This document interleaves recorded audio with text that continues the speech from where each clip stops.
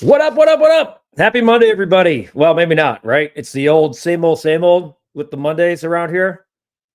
We got another Bears loss, 7 straight, the ugliest of losses. Happy Monday in Chicago. The weather's phenomenal. I know we're going to lose that tonight, but my goodness, the last 2 days have been some kind of special. Hope you guys have all enjoyed it. Hope you're coming off a great weekend despite the Bears, despite really anything Chicago sports these days. Hope that the holiday season's treating you all well. Love being here with you guys. You guys all know that Pablo and Jess are already in the room, pumping out comments, which I would expect nothing less of. Tough loss yesterday, but thank goodness we have the recap lunch hour to look forward to and get you through it. Thank you, Guff, and the entire team. Pablo, we appreciate you. Jess, hope that players are being held accountable for the lack of hustle they gave yesterday. Missed drops from Komet, Moore, and Allen. Dismal blocking from the O-line. I'm sick of this zone defense play. The defense had more space between them and the receivers and the social distancing during the pandemic. Jess is coming in hot. Absolutely terrible. I don't want to see another player on a podcast or interview until they deliver. Well, unfortunately, Jess, we'll have a couple of these guys. I expect to see 53 men show some hustle and grit after being dealt adversity with these losses, not the 53 men showing up for a paycheck. And to Jess's point, what a pathetic performance that was. Very dismal. I was out last night with some friends, was catching the game, and at some point it was like, we're done. I can move on. I went back this morning and watched some of it. The first half was a complete cluster, you know what. Lack of effort, lack of engagement. Jess, you said it. That at some point, the players got exactly what they wanted. They were calling for Eberflus's head for weeks. They get what they want, and then what happens? They go out and crap the bed. They lay an egg to a San Francisco 49ers team that many across the board here and sharps in gambling love the Bears getting the points. They thought it was a good spot for the Bears to bounce back against a very depleted, banged up San Francisco 49ers team that was using guys off of the practice squad.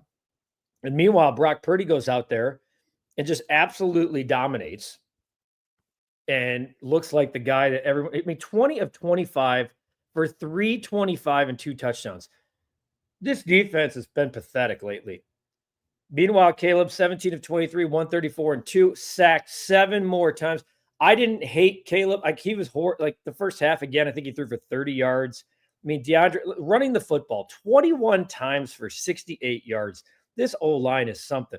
Meanwhile, listen to the running backs in San Francisco.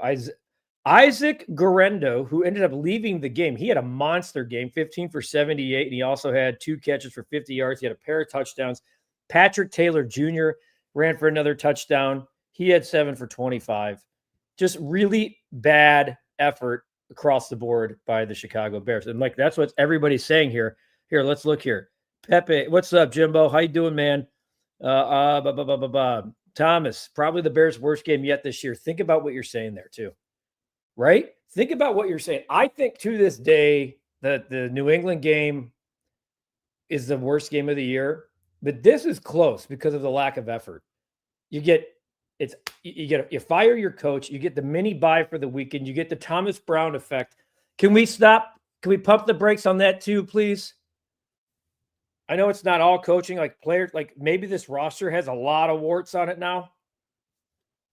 But this whole hand Thomas Brown the job. If they win 3 games, if they win 5, shut up. They're not going to.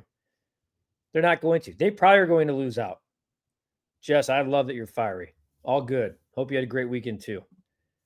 Is there a chance Poles is canned? His seat just got a little hotter. I don't think the performance by the Bears on Sunday made Ryan Poles' seat hotter. His seat's warm, no doubt. His seat's warm. Expectations were here. They may finish with 4 wins. I think he's safe. They've already said he's safe. Obviously, we've seen people have been given the vote of confidence before and had the rug pulled out from underneath them. But I think he gets one more crack at it. Zero talent in the trenches, completely outmanned. Amen. You're dead on about that. Games are won up front forever and always in the NFL. The Detroit Lions built their team around their offensive and defensive lines. It's really disappointing. Jake, the best Bears draft pick yesterday was Leonard Floyd. Again. Jimbo. The pathetic team made me watch college basketball, which I would never do. So tired of this BS. Think about that. You're turning off NFL football on a Sunday to watch college basketball because by halftime you're so unengaged and so unamused. You'd rather make sure you get all your leaves raked for the year. Eli, he's sick and tired of it. Who isn't? Luigi, great point, man. It's not just about like where's Montez Sweat been all year long? Art says they need accountability, clean out some lockers, Dicka-like coaching. I think you're onto something, Art. I hope there's 53 guys looking in the mirror. I hope there's 53 guys realizing their jobs are on the line too. The only bright spot from this game was Darnell Wright played a good game. Braxton was atrocious. To me, it's a baton handoff with the offensive line. They keep going back and forth as to who plays well, who doesn't play well. It's a bad group. It's a bad team. Think about it. They were 4-2. They were 4-2. Broski. This has been an example of complete and total failure of an organization from the owner to the president to the GM to the coaches to the players. I'm a big shit rolls downhill guy, and I've always said anybody who knows me, that's close to me, says or knows that leadership, both good and bad, always shows itself. And when that happens, it shows itself all the way down. When you have great leadership, it shows all the way down. When you have horrible leadership, it shows all the way down. This thing is maybe a lot bigger than we all thought. Maybe it's bigger than we all thought. I don't disagree with you here. He had 1 year in Carolina as the OC, got the rug pulled out from him. They pulled him off of that. I like a lot about what Thomas Brown is doing. I do think he's a good young coach. I think there's things to like about him on a staff, on a good staff. I think he could be really good. I don't think it's going to play out. Like no one's going to ask the Bears to. Here's the thing. The Bears can't go back in this cycle of asking a new head coach to keep a coach on staff. That's up to the coach. If the coach wants to bring his own guy in for everything, that should be on the coach. That's pretty funny hype. Jess, defense was unable to adjust at all to Purdy. Purdy was back there doing whatever the hell he wanted. It looked like a 7-on-7 passing tournament. We had maybe 3 blitzes all game. As soon as the defense could put pressure, Purdy started to crack. Not sure if it's players or coordinator or both. I think it's everything, Jess. I think it's everything. Young Sue, the Bears looked horrible yesterday. We need to trade Cole Kmet. Who's taking on $14 million a year for a guy that barely gets any targets? How about figure out how to use Cole Kmet? No one's taking Cole Kmet. Or you're not, or you're if you do, someone's taking him on and you're getting a sixth? You really going to do that? I don't think so. Maybe not yet. All right, start bench cut. Coming to a theater near you. Worst Bears seasons ever. Start this year. Impact on future is tremendous. Bench any Trestman season. Cut any K. McNown season. Man, there's so many in here. You know, that the problem is like we're starting the start bench cut is we're starting shitty seasons. Think about that. Because there's been nothing. You got an owner or a chairman they haven't won a playoff game since he's been in charge. The 70s and 80s Bears built by Jim Finks were built on O-line and D-line. I know, like in art, and here's the thing. As a kid of the 80s and 90s, a Gen Xer, I'm so sick of talking about it. I'm so sick of talking about the 80s Bears, the 85 Bears. And that's like I say that with no disrespect because I love that team. Who doesn't? I mean, that's the reason I started loving football. It's the reason I started playing football. Be Walter Payton, right? I'm sick of hearing about it. I can't believe we're going on 40 years since that season. I want to read a text to you. I'm going to get personal. This is great. This is when you know. This is when you know you've lost your kid. Because my kid yesterday texting, I hate being a Chicago Bears fan. How do you lose to a team with both of their running backs out for the year? You can't even blame it on the head coach because Eberflus is gone. It's unbelievable. I just don't understand how you can be this bad at your job. Your job is to play football for a living, and if you're this bad at it, it's just embarrassing. And the saddest part is that the Bears are the best team we have in Chicago. That's from my son. Get him in front of the camera and let's go. He was, for the first time ever, he understood what it's been to be a Bears fan for 45 flipping years. and Art and more people out there who are older than me for decades longer. Every single year.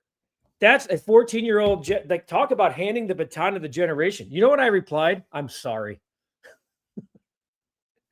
You don't have to do this. And you know what I told him? Ownership, leadership, good and bad always show themselves. Guys, I really believe it. I really believe it. How was Chicago cut with Cap last week? Hell yeah, it was awesome. Cap's in the barber's chair right now. Clyde, there you are again, getting chapped about not being shouted out. I was going to get to the Garrett Crochet stuff. We're still talking Bears, all right? We're still talking Bears. My God. Pepe, Thomas Brown's a great story on paper. Why? What have they done? Offensively, what have they done? Scored 19 points in a game, 13 yesterday after getting their ass. They got shut out in the first half against San Francisco. They got shut out in the first half against Detroit. They had 10 points going into the fourth quarter against Minnesota. What exactly is the good story? I think there's nobody on this coaching staff here next season. This team needs more than a play caller head coach.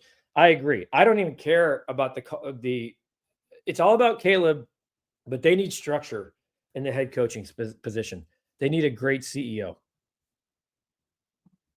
Bears went into this rebuild with a first-time president, first-time GM, first-time head coach. Just another example of Bears dysfunction.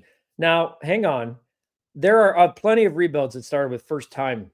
They were ready to clean out, hire the right people, and go. Now, maybe they didn't hire the right people. You got to have ownership on board, and whatever that means. Can't half-ass a rebuild. We've seen that too much in this town, where you get close, but you don't go all the way. The one team that did it, the Cubs. Rhett says our player development is just terrible. Who's accountable for that? That's a great point, too. That's scouts and GM, dude. Minus thinks we should hire Bill Belichick. It sounds like he's in contract negotiations with the University of North Carolina, which is crazy. Young, I appreciate you pointing this out. Tomorrow we will be at Hooters in Aurora. Cap, AB, Tom Waddle. Tomorrow night, Feldco Football Recap Live. I'll be there. The whole team will be there. We look forward to seeing you guys there.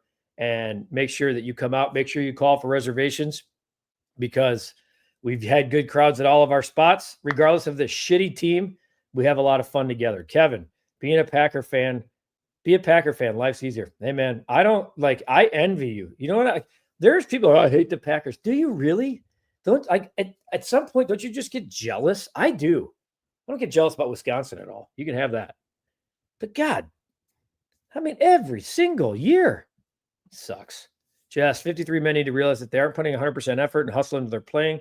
There are men in college that are faster, younger, and hungrier than that, happy to take their place. No doubt about it. Players aren't addressing the real problem. There are a bunch of divas that have a problem with each other and don't talk about it. Now we're just waiting until next year. Well, they'll lose jobs and not get paid for it. Okay. Let's see here. You'll hear a lot of millennials and Gen Zers say the Bears have talent and they're close because they have decent, skilled position players. Bears don't have enough talent or strength in the trenches. That's it. I totally agree. Cap, he's on his way back, kid. He's asking about the FaceTime. Well, you want your FaceTime, Cap? Is that what you're asking for? Young Sue, let's get a thought from Cap as we go live to FaceTime and get Cap on the horn here. Perfect time to get him on FaceTime at the barbershop. Well, Young Sue, here he goes. He's on his way back. He's probably like, where the hell are you? There he is. Where are you, kid? You're not on camera.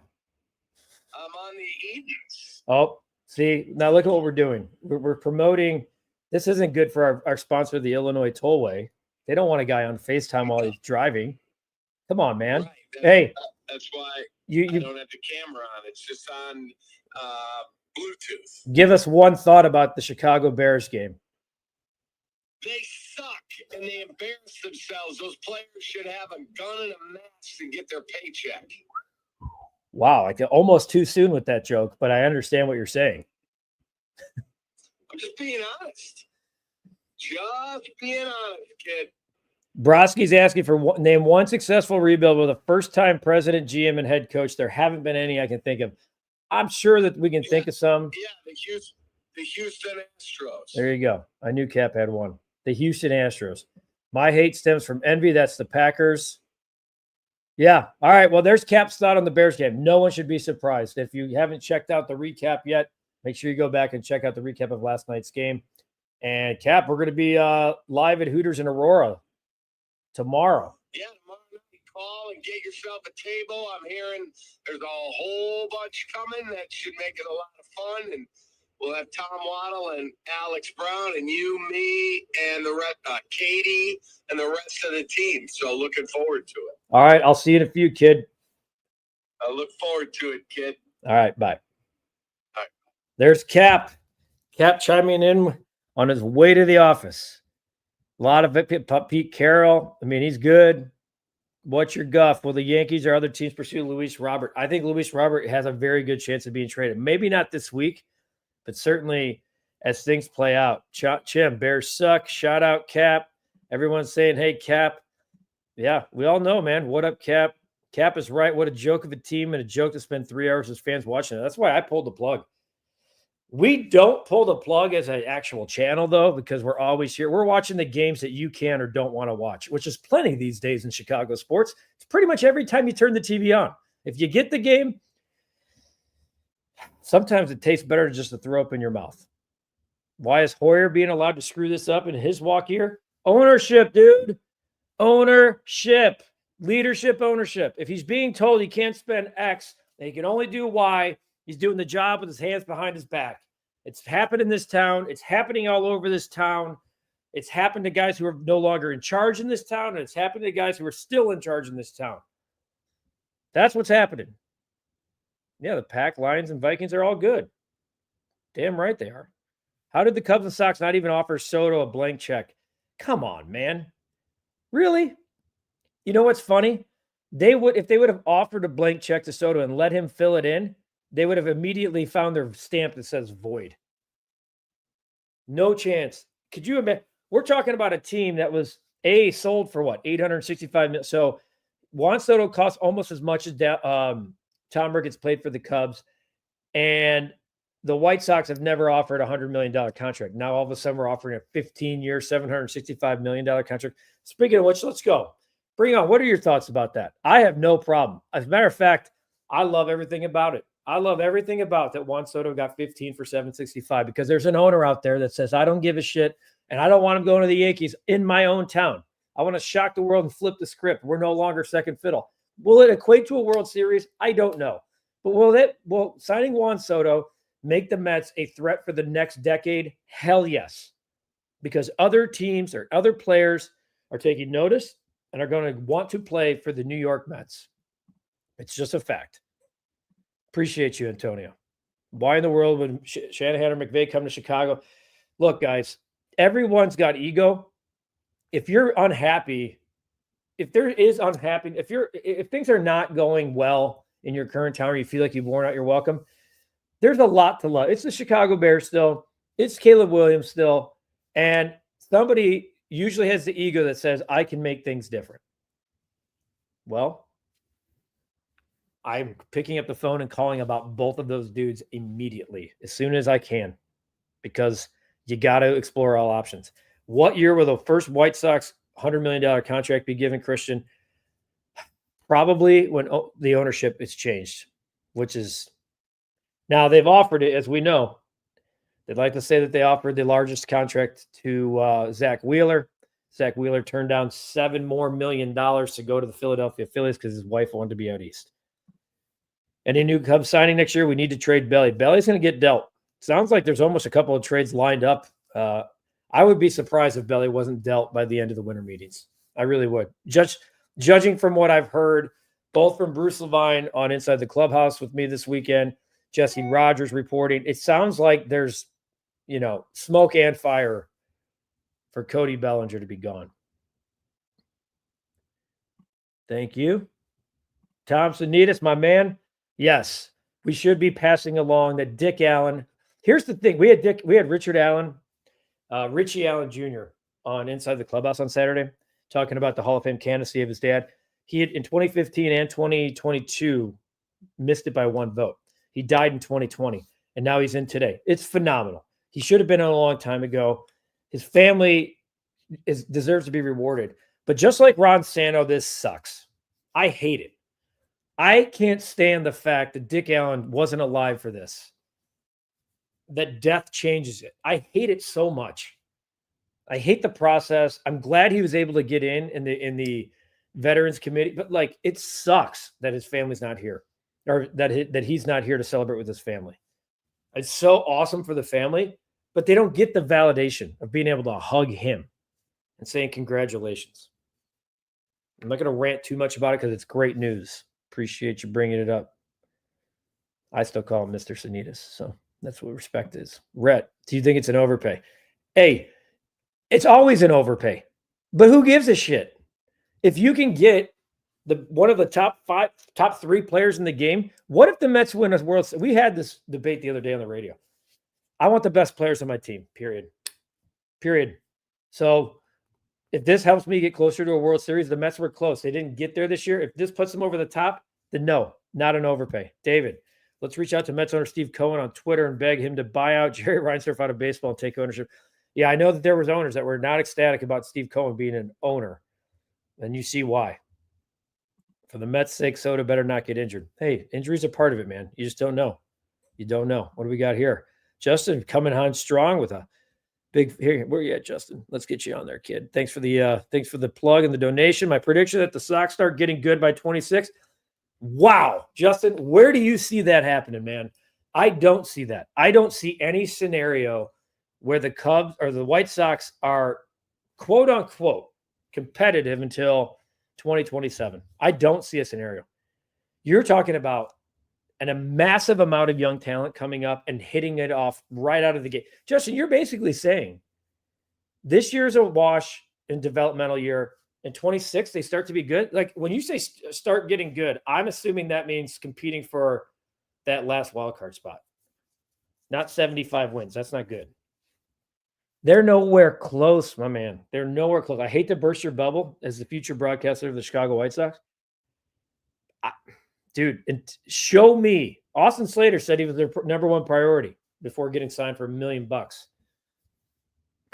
Tell me how the hell they're supposed to be better a year from now at the next winter meetings. How are they getting better in 2026? How much more can Williams get sacked? I know. It's a miracle this guy's not critically injured. It's a deep concern. It's a very, very deep concern. I mean, like I said, it's all about Caleb.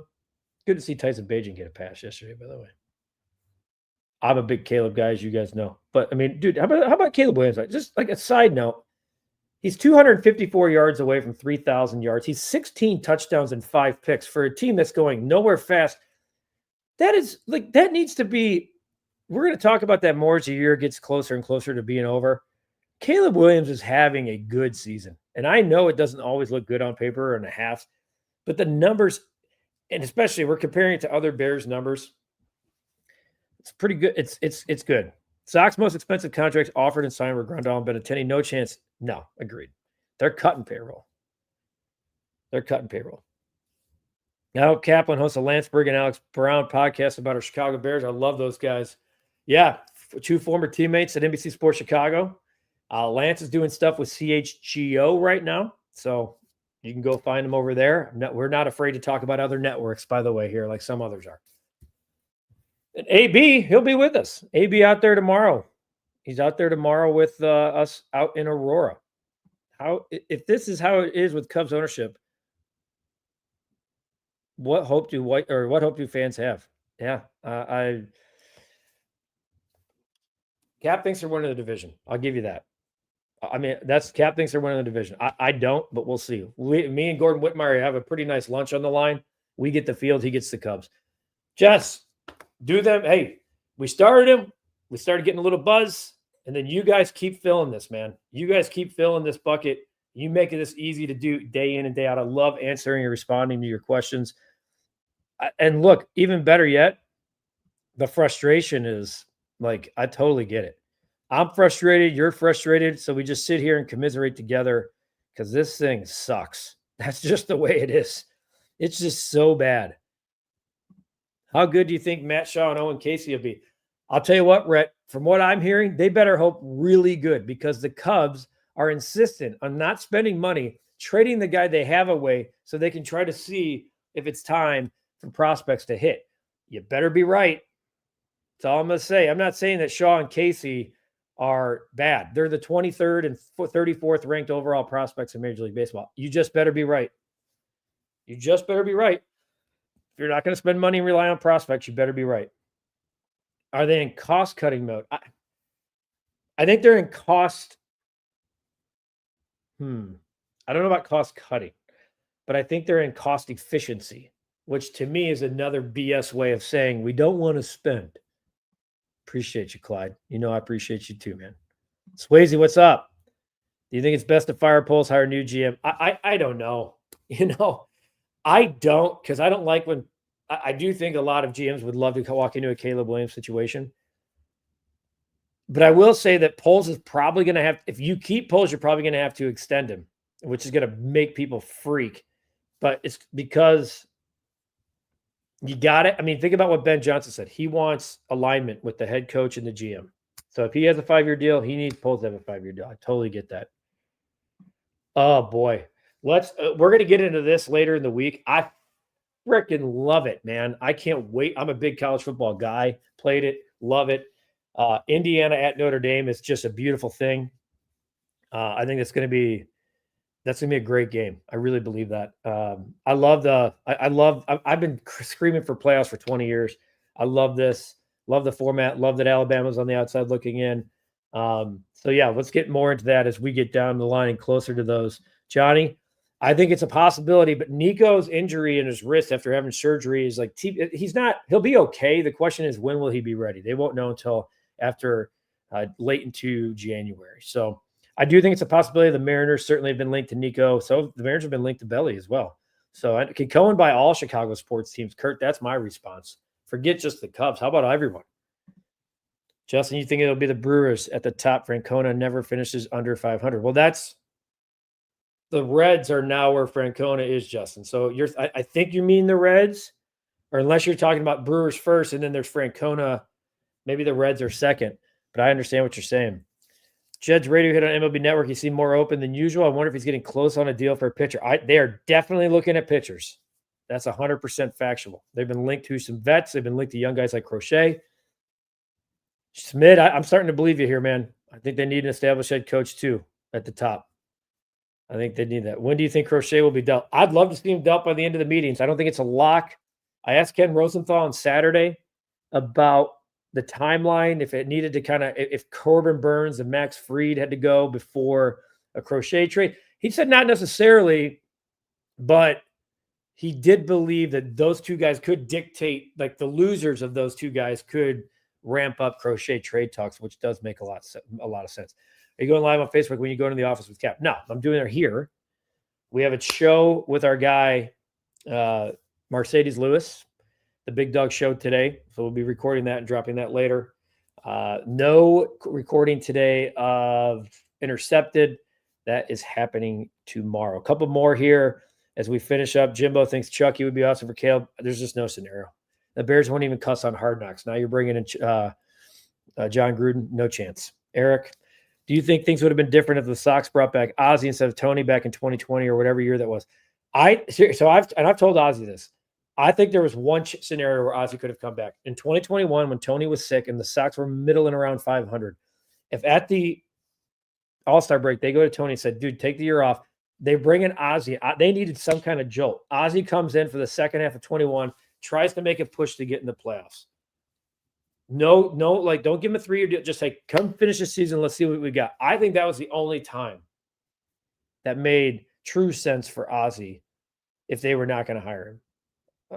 I think it could have been awesome. All good, Justin. Okay. Jen is a Band-Aid GM doing just enough to keep the Cubbies in meet. He's actually a team president. Carter Hawkins is the GM. Hope it changes this offseason. Everyone's in the same boat. No, the Bears did not cuss in Hard Knocks out of respect to the McCaskies. Or the Hard Knocks producer said there was no cussing out of respect for the McCaskies. So it's nauseating. And, it's just sickening. It's just sickening to me. All right. On to our last segment of the day. Guff's recap bet of the day. We got the L on Friday. Nikola Vucevic over 2.5 heavily juiced assists for the first time in 9 games, finishes with 2. Great job, Vooch. Great job. But we did finish the week 2-2-1. So we're back just stuck right in the middle with the same money we had from the start. Tonight, we're riding the Monday Night Football Bengals and Cowboys over 50 at -108 on a lot of sports books. The Bengals and Cowboys are 2 of the top teams in the league on hitting the over. The Bengals have gone over 5 straight games. The Cowboys, their last 3. Let's see here. Cowboys 3, and then 5 of their last 7.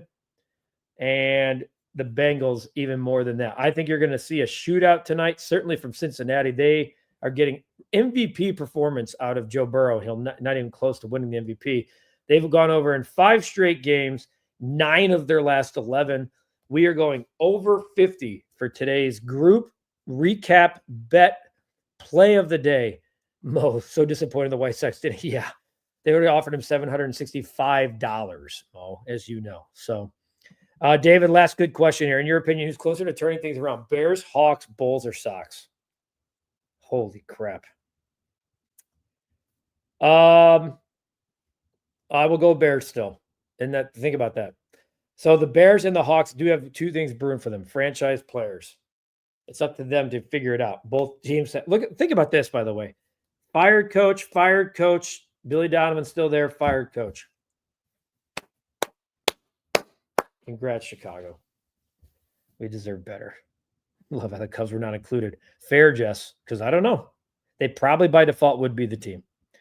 All right, everybody, let's wrap this thing up. Appreciate you guys. Everyone's pissed about the Bears. It doesn't look like it's getting better anytime soon.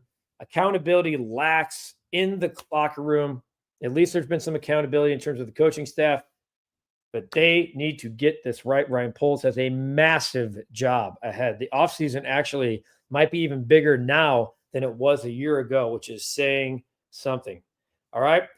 We will see you tomorrow. I am Ryan McGuffey. This, as always, has been the Recap Lunch Hour. Love you. Appreciate you. See you guys again tomorrow. Over Bengals, Cowboys, 50 points tonight on Monday Night Football. We'll see you.